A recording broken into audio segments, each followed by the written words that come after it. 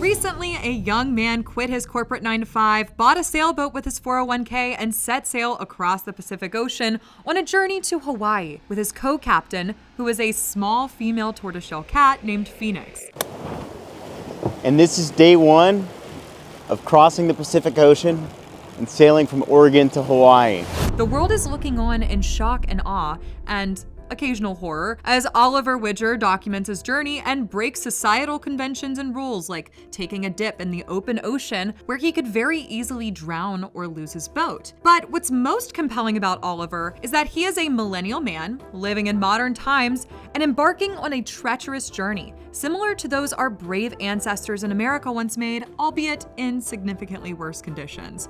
Those ancestors faced perilous danger in order to achieve a better life for themselves in our young and unstable nation. I don't think Oliver's hope is necessarily for a new life in Hawaii, but something more significant for the soul: true freedom. Untethered from perceptions, constraints, and the easy road. And so Oliver understands something that we have almost lost in our culture: the value of risk and discomfort, the value of trading security for freedom of mind, body, and soul. A life without risk is not a life worth living, but unfortunately, no one wants to risk it for the biscuit anymore, especially not Gen Z, and that occasionally includes yours truly. Hey everyone, and welcome back to Undoctrination. If you're new here, go ahead and subscribe. It really helps out the channel. And if you're a returning subscriber, thank you so much for coming to hang out again. Today, I want to talk about a topic that hits very close to home: risk. It's risk, Jerry, the game of world conquest. No, not the board game. It's a great game. Specifically, Gen Z's risk aversion and how that negatively affects nearly all facets of our lives, from romance to work to feelings of loneliness and purposelessness. You may have seen the reports that Gen Z isn't drinking, isn't hooking up or dating, and I want to get to the bottom of it. This video is not intended to provide fodder for the war among generations or as an excoriation of Gen Z, but to address a serious issue that threatens broader society. So let's start at the beginning. Risk aversion is something imbued within us from childhood. Our generation was often supervised during playtime and hurried around from one organized activity to the next. And parents raising Gen Z and Gen Alpha children have dealt with increasing levels of safetyism and peer pressure from other parents, leading to a neurotic obsession with avoiding pain. Safetyism has been prominently discussed by Greg Luganoff and Jonathan Haidt in The Coddling of the American Mind. They write, "Safetyism is the cult of safety, an obsession with eliminating threats, both real and imagined, to the point at which people become unwilling to make reasonable trade-offs demanded by other practical and moral concerns. Safetyism deprives young people of the experiences that their anti-fragile minds need, thereby making them more fragile, anxious, and prone to see themselves as victims." One of my favorite bloggers, Cartoons Hate Her, recently described nuclear arms race of safetyism in mom communities regarding once normal parts of childhood like sleepovers, bus rides, and sleepaway camps. And of course, the ever-evolving car seat standards. Mom communities often act as a petri dish of paranoia and mom shaming, which has led to many parents feeling like they have to round out every pointy edge in their child's life, both physically and metaphorically. And what this teaches a developing child is that 1, someone is always going to take care of things for you, and 2, risk and pain should be avoided like the plague. So when a child encounters pain, as we all do in life, they don't know how to properly recover from it. And this extends into adolescence, where we really begin to see the consequences of risk avoidance. The transition from childhood to adulthood is traditionally fraught with awkward experiences, first loves, friendship formation, and fights, and all of the messiness involved in being an adult practiced in the sandbox of adolescence. This is the time to take risks. It's also a time in the digital age when young people are gaining access to the internet for the first time. And a truly horrifying process occurs here. A child, once protected from everything, is exposed to it all at once. All of the nastiness and brutality of the human experience is shoved in the face of a young person with no discernment or coping mechanisms. They begin to believe that the world is a very scary place. They went from coddled to overexposed in a flash.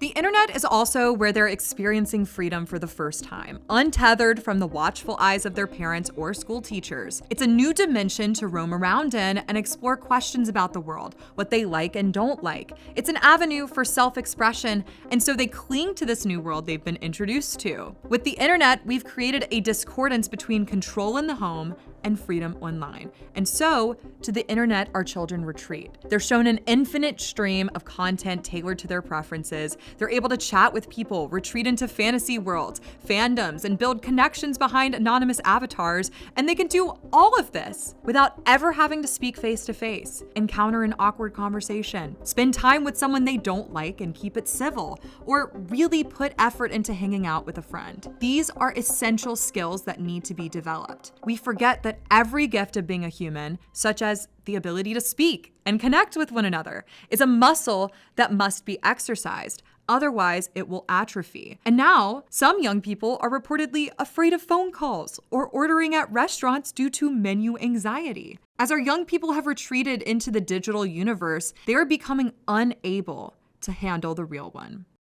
And this is especially true when it comes to dating. Dating apps were just the beginning of a mass migration of human intimacy and interactions from the three-dimensional world to the 2D world on our screens. One researcher found that 45% of young men he surveyed had never approached a woman in real life. But that's not all. Even our attempts at friendship are taking place online. Bumble BFF allows users to scroll through photos of potential friends to match with them. And if that's too exposed, apps like Replica allow you to speak with an AI bot. Its Apple Store description says, Replica is for anyone who wants a friend with no judgment, drama, or social anxiety involved.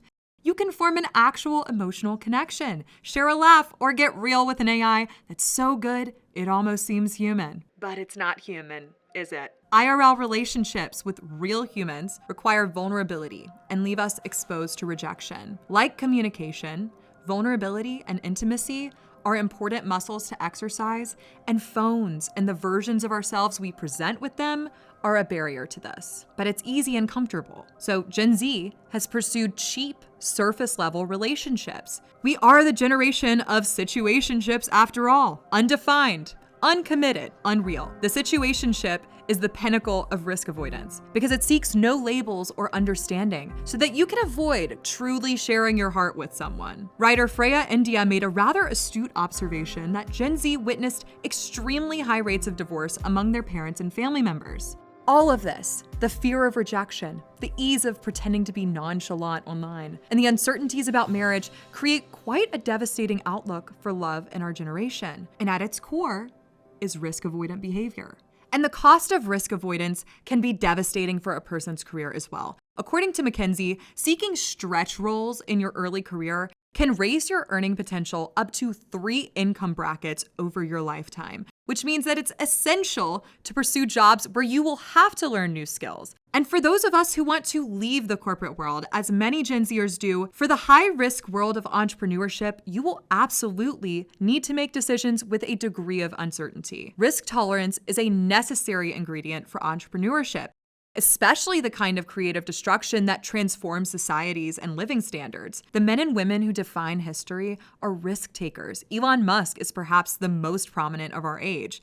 Musk had a very tough childhood, but it didn't break him. In fact, it may have hardened his risk tolerance to the point of absurdity. His idea that we could launch privately built rockets into space and potentially get to Mars was not only risky, it seemed impossible. And countless times over the years, he had to put everything on the table to make his dreams a reality. This kind of risk-taking should be inspirational to Gen Z, but it's almost become a point of mockery.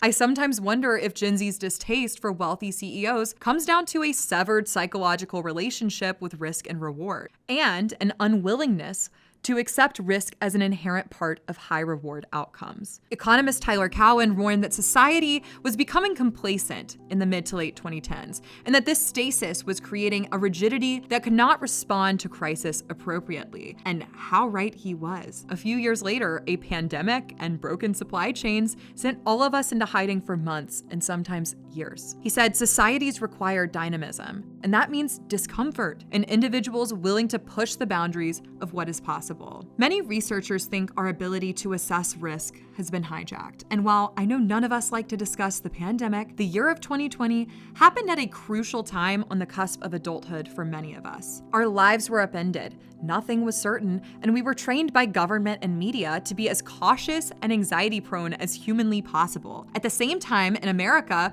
we were experiencing an explosion of racial and political tensions. Suddenly, the peer pressure to speak up and have the perfect, informed, acceptable, fatalistic opinion about every political issue became overwhelming. I mean, it was truly considered irresponsible to call yourself apolitical, say, "I don't know," or not post the black square. And heaven forbid, someone caught you out of confinement, if not for a protest, and exposed you to your wider social network for being inconsiderate and dangerous. There is a political and social element to our risk aversion, and I think the casual cruelty we deploy against one another online for minor transgressions has something to do with it. The lockdowns also left many of us with nothing to do except go online and get inundated with the news. While 2020 was not the origin of our discontent, it was the spark that lit the fire.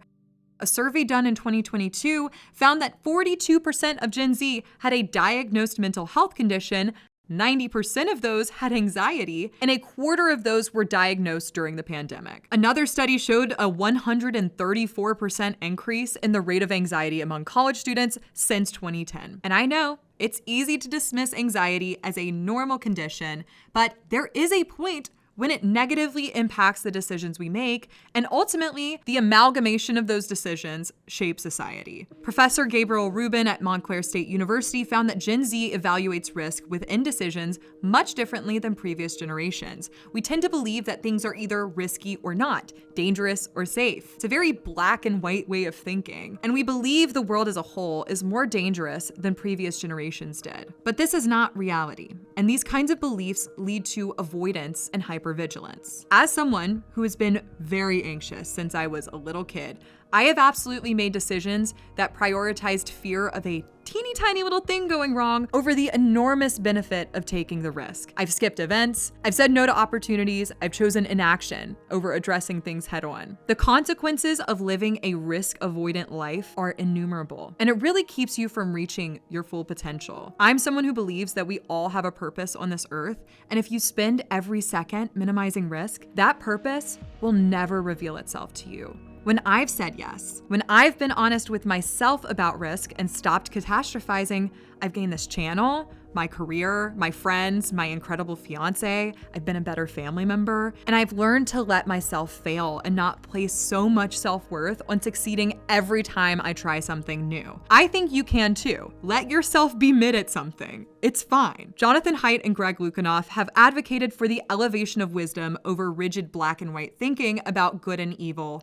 risk and safety. Obviously, risk is not always the right thing to pursue. This is where wisdom comes in. A gambling addict is addicted to risk in the opposite direction of risk avoiders. He's obsessed with the very small chance that something good will happen, and so he's willing to give up everything for what amounts to luck. Don't be the gambler. And you don't even need to be like Oliver Widger and cash out your savings to sail around the world. But I want to urge you to identify the boundaries of your comfort zone and take tiny steps to expand it. And for your sake, go outside. When you look back at your life, you probably don't want to remember the hours you spent scrolling on your phone or the content you watched, not even this video. You'll want to remember your moments of love, of bravery, of achievement, of connection. You'll want to look back and think that you took risks and really went for what you wanted. You're not going to pat yourself on the back for your nonchalance. Be a little more chalant. This is your one shot at life. And you're also probably going to wish you stopped beating yourself up for failures and mistakes. Maybe you'll wish you had made a few more along the way. I think our culture needs a renaissance, one where bravery is prized more than comfort seeking, one where boundaries are pushed and expanded rather than reinforced and contracted. We should lionize individuals who embrace discomfort and creation over retreating into escapism and passive consumption. That is where purpose lies. I hope you enjoyed this video. If you've had any experience with this issue, I'd love to hear from you in the comments. Thank you so much for watching, and I'll see you next week. Ciao!